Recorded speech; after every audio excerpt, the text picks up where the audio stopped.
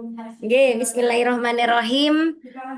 Kebetulan tema yang saya angkat hari ini adalah dilema etika kecerdasan buatan, yaitu AI dalam pendidikan Islam, yaitu untuk mengatasi academic misconduct dan memperkuat integritas spiritual mahasiswa. Itu tema besar pada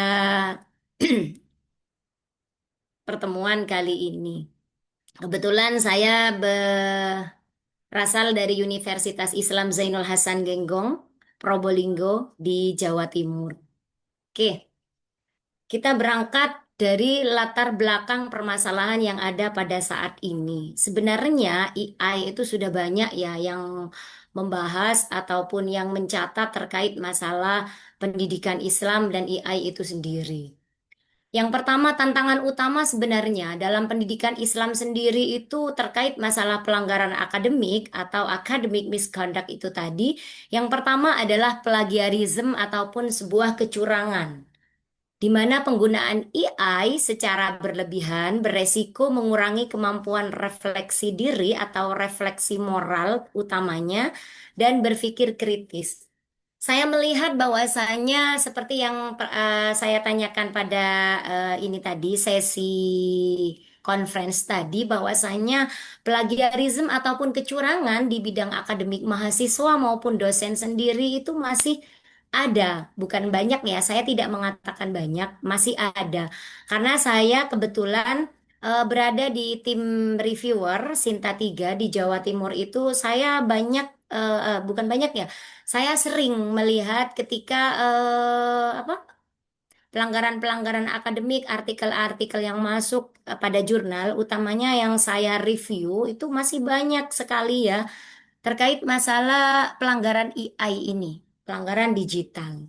Kita sebut dengan Turnitin ya, ada Turnitin biasa, ada Turnitin AI lah. Itu masih banyak gitu yang saya temukan. Sehingga kadang oleh penerbit sendiri itu kadang di deadline, kemudian kadang juga ada yang direvisi gitu. Semampang masih sesuai dengan yang namanya penerbitan ataupun sesuai dengan plagiarisme yang memang ada di dalam jurnal tersebut kita masih tolerir gitu. Kemudian ada ketergantungan AI. Sekali kita memakai AI dengan tidak bertanggung jawab, maka selanjutnya ketergantungan AI itu akan tetap berada dalam posisi kita. Saya angkat mahasiswa dapat menjadi terlalu tergantung pada AI, menghambat pemahaman, mendalam, dan kreativitas. Itu tantangan utama ya dalam plagiarisme atau tantangan pelanggaran akademik. Yang ketiga adalah bias algoritmik. Seperti yang sudah disampaikan sebelumnya, ini sebelum saya tadi, Ibu siapa itu yang dari Malaysia, bahwasanya potensi bias dalam algoritma AI itu dapat mempengaruhi objektivitas dan keadilan dalam pendidikan. Maksudnya dalam artian keadilan dalam pendidikan ini adalah merasa tidak adil, merasa tidak bertanggung jawab dengan penggunaan AI itu sendiri terhadap perilaku akademik mereka. Kemudian yang terakhir adalah pelanggaran privasi, yaitu resiko pelanggaran privasi data mahasiswa menjadi kekhawatiran utama dalam konteks pendidikan Islam. Nah, itu yang yang membuat atau yang mengakibatkan tulisan ini saya angkat. Oke, untuk selanjutnya metode penelitian yang pertama adalah pendekatan. Pendekatan kualitatif deskriptif di mana fenomenologinya yaitu fenomenologi Hazel, studi kasus yaitu dua PTKI. Yang pertama adalah Universitas Islam Zainul Hasan Genggong sendiri, kemudian yang kedua adalah Universitas Islam di Nurul Jadid yang terdapat di Jawa Timur. Informannya 15 mahasiswa PAI, kemudian S5-nya yaitu 7 purposif, kemudian triangulasi guru ataupun ulama. Teknik wawancara mendalam, tekniknya dengan diadakan wawancara mendalam, observasi blended class ataupun analisis dokumen. Yang terakhir adalah analisisnya menggunakan tematik Brown ataupun Clarke dan en vivo selama 6 bulan lapangan. Oke, selanjutnya Rizal and Discussion. Sebenarnya peran strategis pendidikan Islam itu sendiri adalah sebagai filter moral. Nah, ini yang saya temukan sebagai filter moral. Yang pertama adalah spiritual yaitu tazkiyatun nafas. Nah, tazkiyatun nafas itu sebagai filter moral. Nah, di sini adalah membimbing penggunaan teknologi sesuai dengan nilai-nilai Islami. Seperti yang disampaikan oleh Prof siapa tadi Prof Eka tadi bahwasanya filter sebenarnya AI itu bukan untuk menjawab secara keseluruhan, tapi hanya sebagai alat gitu. Nah, ini saya temukan adalah sebagai filter moral. Yang kedua adalah tazkiyatun nafas, membangun kecerdasan spiritual sebagai benteng etika. Kemudian yang ketiga adalah tanggung jawab menanamkan nilai kejujuran, keadilan, kemudian amanah dan lain sebagainya. Kemudian pendidikan Islam juga memberikan filter terhadap pemikiran-pemikiran yang kritis, yaitu mendorong analisis yang mendalam dalam refleksi moral itu sendiri. Selanjutnya, pilar integritas akademik dalam PAI, dalam pendidikan agama Islam. Yang pertama adalah asyid, kejujuran. Sebenarnya pendidikan agama Islam itu sendiri melatih mental mahasiswa maupun dosen sendiri itu untuk berbuat kejujuran. Jujur dalam artian, jujur dalam penggunaan AI, jujur dalam penggunaan etika, jujur dalam penggunaan segala hal dalam penulisan karya tulis ilmiah atau pelanggaran akademik itu sendiri. Kemudian yang kedua adalah keadilan. Memastikan penggunaan AI yang adil dan tidak bias dalam artian ya, dijadikan sebagai alat, bukan dijadikan sebagai solusi. Solusi dalam artian secara keseluruhan menggunakan AI, baik itu dari ide pokok, kemudian dari hasil, kemudian pembahasan semuanya pakai AI tidak. Itu namanya tidak bersifat adil. Kemudian yang terakhir adalah tanggung jawab atau amanah. Bertanggung jawab atas konten yang dihasilkan dan dalam penggunaan teknologi. Oke, kita lanjutkan. AI sebagai wasilah, seperti yang saya sampaikan di awal bahwasanya AI hanya sebagai wasilah, alat bantu, bukan sebagai pengganti dari secara keseluruhan pembuatan artikel ataupun pembuatan jurnal ataupun pengembangan akademik lainnya. Yang pertama adalah AI harus memperkuat nilai-nilai keislaman secara substansial. Nah, bagaimana AI itu mampu memperkuat, mampu menguatkan nilai-nilai Islami, mampu menguatkan nilai-nilai keislaman yang ada dalam diri seorang pendidik, dosen ataupun mahasiswa itu sendiri. Sehingga yang kedua, AI tidak boleh menggantikan peran mahasiswa ataupun siswa sendiri dalam berpikir kritis.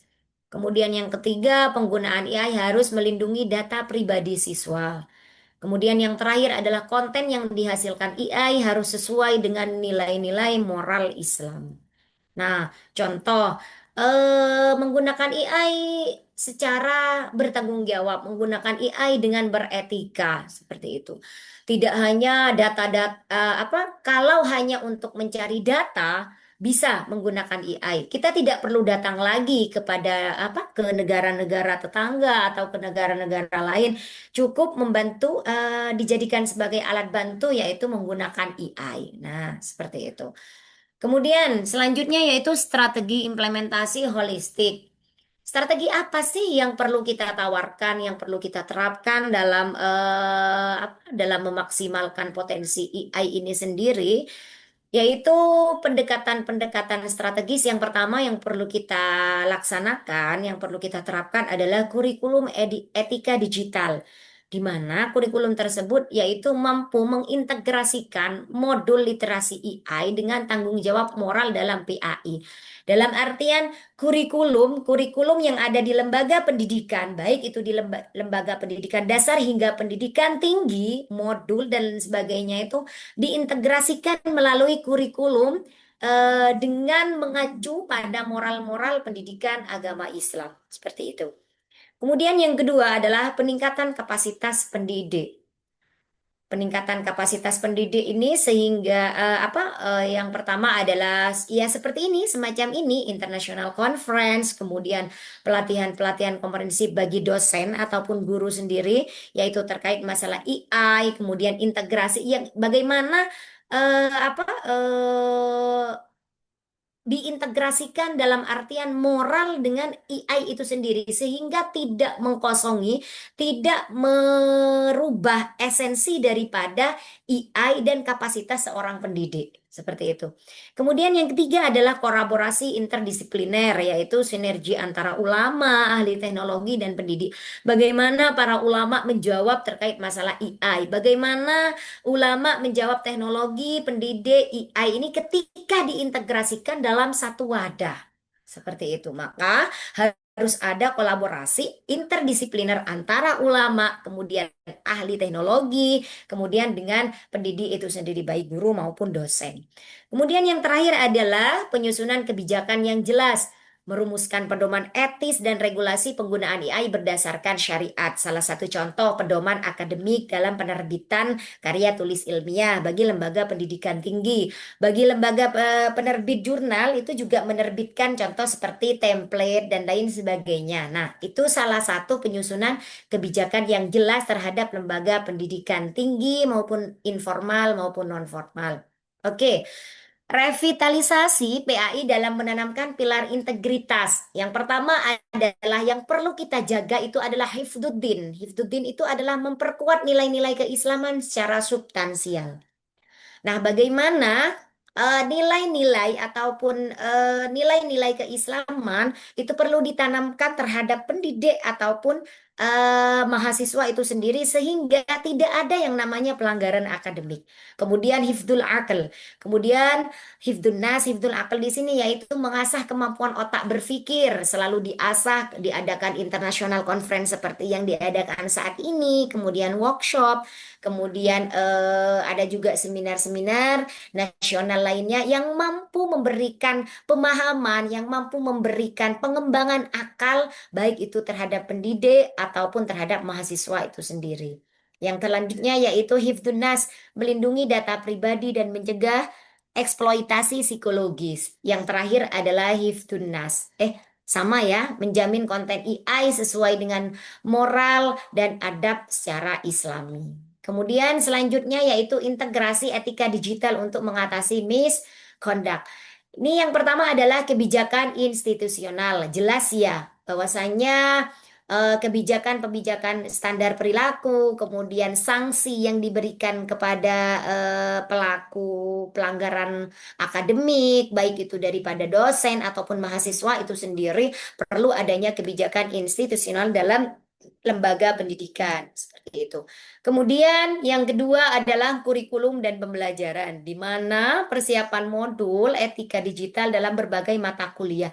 Sehingga antara kurikulum dan pembelajaran itu jelas salah satu contoh di dalam sehingga pelanggaran-pelanggaran akademik itu bisa diminimalisir. Contoh seperti pembelajaran apa namanya pelajaran bahasa Indonesia. Nah, ini terkait mata kuliah dasar yang perlu diadakan di universitas ataupun di lembaga pendidikan tinggi itu sendiri. Di mana di dalam pembelajaran bahasa Indonesia itu dikaitkan dengan kurikulum dan pembelajaran bahwasanya di situ ada yang namanya Turnitin, kemudian ada yang ngecek plagiasi lainnya. Ini mengakibatkan sehingga menjadikan sebuah solusi ketika kurikulum dan pembelajaran itu dipadukan atau diintegrasikan dengan baik di dalam dan disampaikan di dalam mata kuliah yang ada di lembaga pendidikan tinggi. Sehingga budaya-budaya membangun budaya integrasi digital itu mampu. Contoh, role model pendidik, dosen, dan pimpinan institusi menunjukkan konsistensi perilaku etis lah. Sehingga ketika ada integrasi antara kurikulum dengan pembelajaran, kemudian antara kurikulum dengan digitalisasi itu tadi, menjadi role model pendidik, dosen, dan pimpinan yang mampu menunjukkan konsistensi diri sebagai berperilaku etis di dalam akademik itu sendiri. Kemudian yang kedua adalah literasi digital kritis, membekali mahasiswa kemampuan menilai keandalan informasi dan konsekuensi tindakan digital. Kemudian yang terakhir adalah teknologi pencegahan di mana mengintegrasikan perangkat lunak, soft skill dengan hard skill, itu deteksi plagiarisme dengan sistem proktor ujian online seperti itu. Sehingga mampu kita simpulkan bahwasanya untuk mewujudkan insan kamil di era digital itu adalah dengan menempatkan nilai-nilai Islam sebagai fondasi utama, memposisikan AI sebagai alat bantu, bukan alat untuk menggantikan dalam segala hal. PAI atau Pendidikan Agama Islam dapat berhasil mengatasi krisis etika dan akademis mixed conduct menuju tujuan akhir pembentukan insan kamil. Seperti itu. Mungkin cukup presentasi dari saya. Kurang lebihnya, wal afu minkum. Assalamualaikum.